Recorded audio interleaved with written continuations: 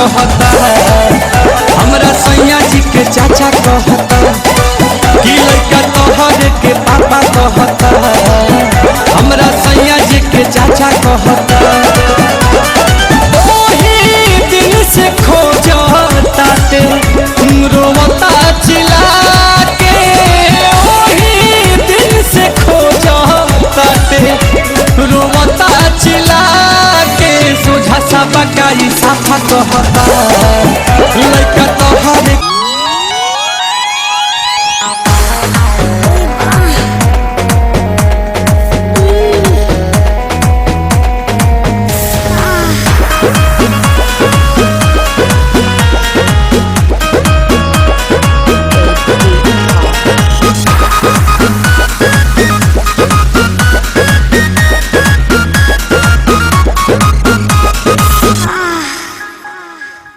कोरा में सट के उलट के पलट के दिल बड़ो दिला दूर हो हटना बिजली के तार में भतार अछुरइलो